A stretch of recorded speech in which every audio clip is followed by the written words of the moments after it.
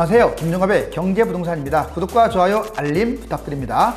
미국 트럼프 대통령이 녹취록을 공개했지만 우크라이나 압력을 행하며 딜을 하려 한 점이 포착되었는데, 이러한 악재에도 불구하고 중국과 무역 협상을 재개하겠다는 트럼프의 발언에 힘입어 다우와 다석이 크게 올랐습니다. 반면에 미중 등 글로벌 환경의 불확실성으로 아시아 증시는 장초 오르다가 보합권에서 등락하는 흐름으로 그렇게 좋은 상황은 아니며, 달러는 약세, 금과 은은 큰 폭의 하락 중입니다. 부동산은 정부의 수소관관이 지속이 되면서 점진적인 상승을 이어가고 있고, 경제 여건으로 분양가 상한제가 늦춰질 수 있다는 어떤 사실에 재건축이 상승폭을 확대 중입니다. 부동산은 이제 빅데이터를 모르고서는 그 무엇도 평가할 수 없는데, 오늘은 빅데이터 지표들이 부동산의 하락에 어떤 영향을 주고 있고, 또 각종 지표들이 하락을 향하고 있다는 제목으로 방송을 하겠습니다. 빅데이터 모두 수치는 서울 집값 추락 경고, 부동산 투자와 내 집 마련 기다려라. 지금 인공지능 AI, 지금 사람의 두뇌보다 오히려 이제 몇 단계 발전하면서 미래의 모든 산업을 송두리째 바꾸는 상황입니다. 지금 여기 보시면 이제 빅데이터 수치의 바탕을 둔 아주 복잡한 미래 경제 환경을 보여주고 있습니다. 빅데이터 검색의 중요성. 왜 빅데이터가 중요할까요? 검색 기록, 여러분들이 남기는 이제 네이버라든가 구글 이런 데 우연히 남기는 이 검색들이 그냥 검색이 아니에요. 이걸 역추적하고 그 다음에 여러 개의 검색 자료들이 모이면요, 정말 이것 이상으로 정확한 자료가 없다고 합니다. 여론조사요? 아무 의미가 없습니다. 오히려 구글 검색 데이터에 아주 몇만 건, 몇십만 건 거기 올라오는 검색 자료를 분석하면 그것이 거의 적중도가 높다고 하니까요. 그 다음에 추적을 합니다. 검색 기록을. 그 다음에 니즈를 파악한 다음에 다시 또 추천하는, 이렇게 선순환의 연쇄적 고리를 형성합니다. 여론조사, 인터뷰 등 이 말보다 행동에 우리는 주목을 해야 하는데, 그 행동이 뭐냐? 바로 이 검색 기록이 나타난다는 거예요. 클릭한 콘텐츠, 댓글, 조회수 이런 것 등을 좀 더 정확하게 나타낼 수 있다는 거예요. 이런 것들로 인해서 몇 개의 검색어는 단순 자료이지만 수십만 개의 검색어는 가장 정확한 행동 수치가 된다는 뜻이에요. 예를 들어서 헬리오시티 검색이 자꾸 누적된다. 이것은 관심을 가졌다는 뜻이고, 곧 매매로 이어질 가능성이 크고 집값 폭등을 가져올 확률이 높고, 이렇게 어떤 단계적 과정을 밟을 가능성이 높다. 오른쪽 1분 동안 검색 보면 구글에서 200만 건, 유튜브 72, 그 다음에 트위터 27. 정말 놀랍죠? 이 짧은 기간에 이제 얼마나 많은 검색의 홍수 속에서 우리가 살고 있는지. 그래서 빅데이터가 중요한 면이 바로 거기에 있습니다. 자, 그렇다면 빅데이터 기업과 활용 범위를 한번 알아볼까요? 빅데이터 다량 보유 기업, 해외, 국내로 구분할 수 있는데, 이건 해외에는 압도적입니다. 구글입니다. 구글 빅데이터를 쫓아올 곳이 없어요. 특히 검색어에 바탕을 둔 이 빅데이터는 타의 추종을 불허합니다. 아마존, 페이스북, 애플, 넷플릭스 등이 있고요. 국내는 카카오를 선두로 해가지고 네이버, 삼성, KT, SKT, 쿠팡 등 지금 아주 빠르게 글로벌화하고 있습니다. 다양한 데이터 입력을 하게 되면요, 이 알고리즘이 형성되고, 그 다음에 여기에서 이제 지식 베이스가 깔리고, 그 다음에 그 결과값은 계속 누적되겠죠. 그리고 이걸 바탕으로 어떤 생산을 하게 되고요, 다시 반복적으로 이게 이어집니다. 이 경험치들이 증가하면서 보다 정확하고 보다 방대한 데이터를 축적한 후에 보여드리는 거예요. 그 다음에 관심사, 취향, 위치나 정보, 구매 정보. 정말 인공지능 AI, 이것도 하나에 해당되잖아요. 빅데이터에. 정말 끝이 없습니다. 그 분야는. 특히 여러분들 내비게이션 있잖아요. 같은 인공지능 내비게이션 이런 것들도 처음에는 단절됐다가 이제 서로 소통을 하면서 서로 장점을 이제 보완한다는 거예요. 그래서 A 내비, B 내비가 서로 어떤 협력 구축 방안을 만들면서 보다 확실하고 폭넓은 정보를 우리에게 다시 선사하고 있어요. 이처럼 빅데이터는 다양한 범위로 활용이 되고 있습니다. 그렇다면 이번에 부동산의 빅데이터는 어떤 영향을 주느냐, 크게 두 가지로 구분할 수가 있어요. 분석하고 예측으로 구분할 수가 있습니다. 먼저 부동산 빅데이터 분석 볼까요? 아파트 평형대, 주변 상권, 난방 방식, 시세 차이, 교육, 유동인구, 인구 분포, 교통, 정말 다방면에서 알 수가 있는데 사람들 니즈에 맞는 금액, 주거 요건, 주택 선택에 큰 도움을 줍니다. 여러분들 요즘 뭐 호갱 논원에 뭐 많이 보잖아요. 이거 직방이네. 이런 것도 일종의 빅데이터 내용들이 상당히 들어가 있는 거예요. 자, 이런 것들을 이제 만약에 공공데이터 활용, 집주소, 전용면적, 공시가격 이런 것을 입력하게 되면 심지어는 법무사 비용, 채권 매도 단가 등도 제시가 돼요. 이 분석 부분만이 아니라 예측 부분도 탁월합니다. 그동안에는 어떤 전문가들이 이제 자기의 생각, 또 자기가 준비한 걸 가지고 예측을 하게 되는데 이제 그런 시대는 지났습니다. 전국 아파트 과거 가격 폭과 변동사항, 그리고 유동인구와 그에 따른 사유, 미래 트렌드, 이걸 빅데이터화하여 제시합니다.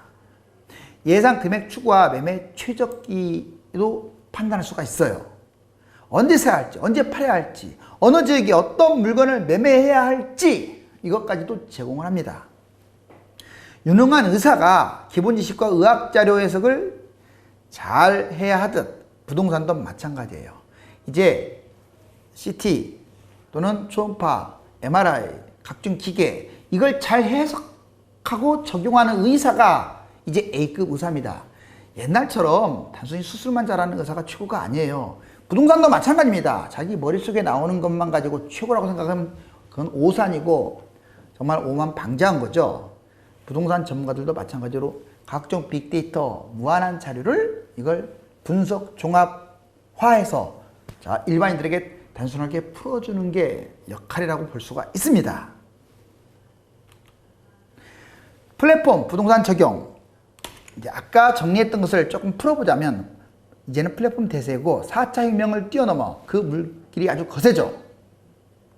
그 다음에 국내 유수의 매매 플랫폼에서는 부동산 빅데이터 연계를 공고히 해가고 있고 수년간 축적된 플랫폼 이용자들 분석, 그들의 매매 패턴과 서치 경로, 이전 실거래가 등을 빅데이터화하여 이용객 확보에 주력하고 있습니다. 그렇게 되면 여기는 앞으로 올라갈 것이다, 떨어질 것이다, 여기는 어떤 변화를 보일 것이다가 나와요. 이를 통해 전국 단위의 시세차, 주거의 최고 메리트로 이끌어지는 역학세권 정보부터 인구 분포, 유동인구, 자, 아주 중요한 내용들이죠. 이런 거. 자, 이런 것들 면밀히 분석, 소비자 니즈에 맞는 금액 설정과 그에 따른 최선 또는 차선의 주거 확보의 브릿지 역할도 하게 됩니다. 더 이상 부동산 이곳저곳을 전전하며 원시적인 발품을 팔지 않아도 돼요. 아직도 막 부동산 발품만 계속 파시는 분들이 있는데 그건 구시대적 발상이에요. 물론 발품 팔 때는 팔아야겠지만 더 중요한 것은 바로 플랫폼, 빅데이터 활용입니다. 이 역시 빅데이터 활용에 기인합니다. 이른바 개인 맞춤형 서비스인데 소비자가 원하는 지역과 주거 요건 등을 그간 플랫폼 속 구축된 알고리즘을 활용해가지고 이 알고리즘 상당히 중요한 말이죠. 자, 금액과 주거 형태를 빅데이터화된 정보로 추출한 후 소비자에게 다시 또 제공하고 또 이게 또 쌓인 정보를 바탕으로 더 업그레이드하고 그래서 계속 선순환의 고리를 형성한다고 했죠. 다섯 번째, 전국의 아파트 단지의 과거 가격 폭과 변동사항, 유동인구, 그에 따른 사유 이것을 빅데이터하면 예상 금액 등을 반추할 수 있습니다. 소비자는 이를 바탕으로 매매 최적기, 즉 매매 타이밍도 잡을 수가 있고요.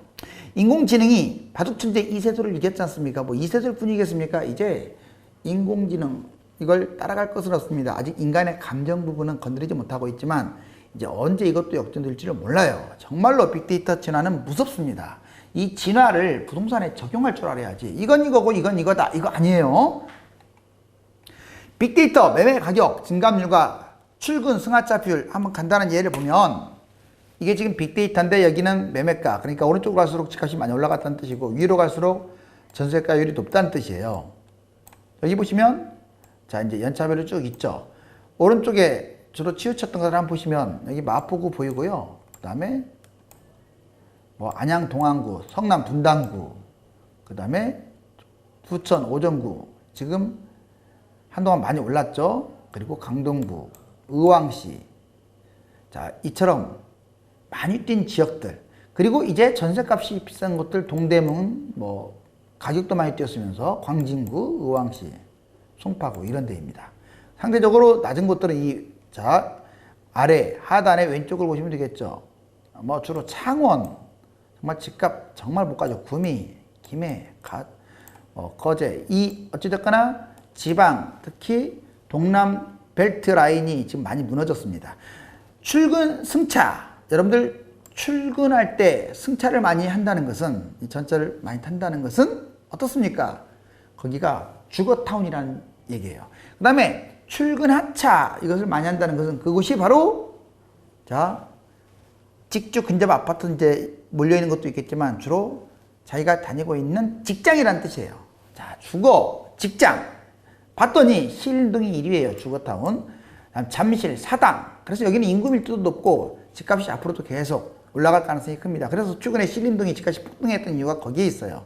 사당 마찬가지입니다. 사통팔달 지역이죠. 구로 디지털 단지, 서울대 입구, 신도림 주로 2호선하고 9호선 여기에 많이 포함되어 있어요. 그 다음에 출근, 하차 거의 강남 쪽이 싹쓸이입니다.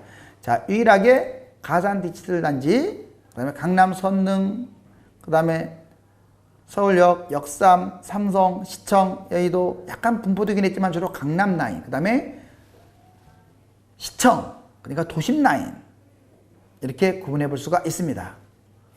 주택 고령화 추이와 지역별 가격, 청약 이것도 빅데이터로 어느 정도 알 수가 있어요. 지금 보면 신규 주택 이 주황색 보세요. 54%에서 자 1997 지금 2019년까지 나와 있죠. 갈수록 지금 새 주택이 부족하고 이제 조금씩 늘어나는 추세입니다. 그러다 보니까 새 아파트가 비싼 거예요. 이거 우연의 일치가 아닙니다. 이건 빅데이터에서 이미 징조가 나와 있어요. 앞으로 새 아파트가 뛸 것이다. 그 다음에 이제 고령주택, 좀 나이가 많이 들어가는 주택, 그리고 초고령 주택, 이건 거의 이제 재건축 재개발에 해당되는 주택. 자, 이것들은 빈주수가 계속 늘어나고 있죠. 그러다 보니까 상대적으로 크게 가지를 못하는 거예요. 그나마 초고령 주택은 뭐라 그럴까, 이 새 아파트가 앞으로 가까워지기 때문에 닮아가지만 얘는 고령주택 같은 경우는 그런 영향이 좀 적죠. 그래서 상대적으로 못 갑니다. 2018년 주택시장 가격 평균율과 청약 경쟁률. 여기 보시면 자, 세로는 청약 경쟁률이고요. 오른쪽 가격 변동률이에요. 자, 서울 보세요. 자, 플러스 20까지 봤을 때 서울이 압도적이고, 이제 오른쪽이 많이 올랐다는 뜻이에요. 경기 상당히 올랐죠. 대구, 대전, 광주 요즘 대도강 해갖고 많이 떴죠. 자, 그 다음에 기타 인천부터 시작을 해서 지방은 따라가지도 못합니다. 수도권하고 대대광에 지금 몰집돼 있으면 알 수 있어요.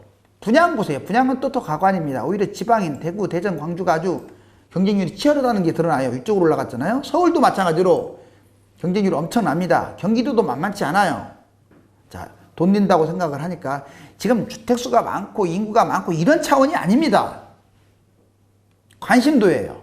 자, 서울 부동산 사이클과 중공 물량 미래 전망 이거 아주 중요하죠. 빅데이터에서 이제 산출한 건데, 자, 보시면 어차피 뭐 이건 빅데이터가 아니래도 이제 통계 자료에서도 많이 뽑을 수 있는 거예요. 지금 잘 보세요. 여기 물론 도중에 올라가기도 했지만 폭락했죠. 자, 2006년에 폭등했네요. 2013년까지 폭락했죠. 2018년까지 폭등했죠. 그다음 2019년에 떨어졌다가 다시 최근에 이렇게 올라온 거예요. 그지만 크게 이렇게 떨어질 것으로 지금 예측을 한다고 제가 그랬죠. 벌써 이게 지금 3번이나 지금 이렇게 적중했습니다. 그러니까 4, 5년 사이클이라는 게 여실히 드러나죠. 제가 이제 그걸 원래 사이클을 꼭 설명하려고 한 건 아니고요. 사이클은 그래요. 그 다음 입주 물량 보세요. 여기. 자, 지금 18년이고요. 여기 21년까지 39만, 45만, 뭐 39만, 33만 정말 압도적으로 많지 않나요? 그렇죠? 여기 이때도 집값이 폭등했을 때 압도적으로 물량이 많았어요. 35만, 33만, 31만. 근데 지금은 훨씬 더 많죠. 뭐 인구가 많이 늘어난 것도 아닌데, 제가 왜 이걸 제시하냐면 이렇게 물량 폭탄 뒤에 어떤 현상이 벌어지냐, 폭락했잖아요. 이것도 폭락을 계속 지금 뭐 있고 이 자료만이 아니래도 빅데이터는 그렇게 보여줍니다. 빅데이터 집가 하락 전망 좀 더 보자고요. 이제 분양과 전세값을 한번 먹여봤어요. 그랬더니 상당히 유명한 자료거든요. 이건 자, 분양 빨간 여기 보라색이고요. 그 다음에 초록색이 전세입니다. 자, 분양이 훨씬 더 강했을 때는 집값이 다 높습니다. 여기 지금 2014년이고 2019년인데 집값이 계속 뛰었잖아요. 여기 보시면 다 분홍성이 높잖아요. 분양의 인기가 있다는 것은, 전세보다 분양의 인기가 있다는 것은 그만큼 어떤 걸 의미해요? 집을 사고 싶은 마음이 강한 거예요. 집값이 뛰니까. 그런데 도중도중에 이제 2015년 12월 달이라든가 뭐 이렇게 도중도중에 잠깐씩 떨어질 때가 있었어요. 이때는 전세가 분양보다 더 인기가 높았어요. 검색어가 더 많았다는 거예요. 전세가. 아까는 분양이 대부분 검색어가 많았는데 이때는 어김없이 집값이 추락합니다. 자, 역시 2019년 겨울에도 3월 달 어떻습니까? 지금 여기 딱 그림만 봐도 지금 전세가 분양을 압도하고 있잖아요. 그러니까 집값이 추락하는 거예요. 그러다가 다시 그렇게 집 잡을 수 있는 걸 정부가 지금 일부러 올린 것 같다고 제가 얘기했잖아요. 아무튼 올라왔습니다. 자, 물론 이제 또 떨어질 것 같은데 이게 이 큰 흐름으로 봐서는 뭐 지금 그렇다고 해서 뭐 예전처럼 막 이렇게 분양은 인기가 엄청나고 전세는 인기가 없고 이거 아니에요. 지금은 이제 분양가 상한제 때문에 분양에 관심을 갖는 그런 부분만 있는 거예요. 그래서 앞으로는 집값이 추락할 가능성이 높다. 그 아래 밑에 보세요. 상당히 중요합니다. 주택가격 전망에서 소비자 동향지수 CSI는 정말로 중요한 빅데이터 자료입니다.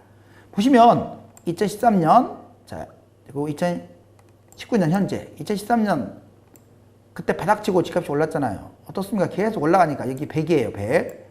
자, 이 선이 100입니다. 100. 자, 100을 다 상회하니까 집값이 계속 뛰었잖아요. 2013년부터.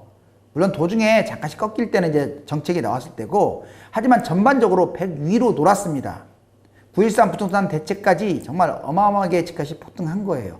그런데 2019년 보세요. 바로 9.13 대책 이후에 처음으로 여기 이 보라색 보세요. 이 밑에보다 이 밑에가 훨씬 낮아요. 100 한참 아래고요.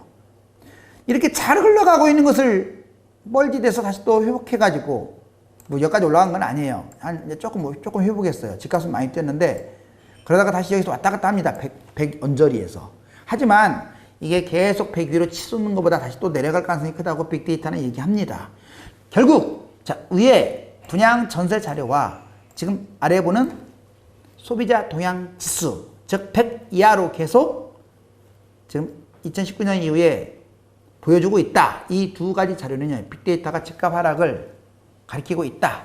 빅데이터 주요 검색어와 최근 검색어 보면 주로 이제 부동산에서 시세, 입주 물량, 금리, 미분양, 소득, 대출, 대중심리, 글로벌, 경제, 이게 집값과 관련돼서 과거에 많이 검색했던 주요 검색어입니다. 근데 최근에는 이런 것들이 검색 많이 돼요. 분양가 상한제, 전세, 자, 매매가 아닙니다. 그 다음에 집값 하락, 경제 위기, 디플레이션, 소형 아파트. 자, 벌써 집값 하락과 관련된 검색어가 많죠. 그러니까 어떤 구글 사이트나 네이버에 그 특정 검색어가 더 많이 누적된다는 것은 그렇게 될 가능성이 높다 이거예요. 관심도가 높다는 것은 전세에 관심이 높다. 그건 집값 하락을 의미한다고 보셔도 돼요. 자, 이제 빅데이터 모든 수치가 서울 집값 추락을 경고하고 있는 이 시점에서 우리는 이제 어떤 행동을 취할 것인가. 지금 아마 당분간은 좀 강보합이 계속 이어질 것 같아요. 정부가 확실한 방향성을 제시를 안 했으니까. 빅데이터는 앞으로 부동산뿐만 아니라 인간이 생활하는 모든 생각 지표에 엄청난 혁명을 가져올 것으로 보이므로 빛의 속도에 사는 우리들은 시대 흐름에 적응하고 부동산과 경제 투자 전선에 수확을 잘 거두기 위해서 빅데이터를 생활화하는 습관을 가져야 하겠습니다. 다음 시간에 뵙겠습니다. 감사합니다.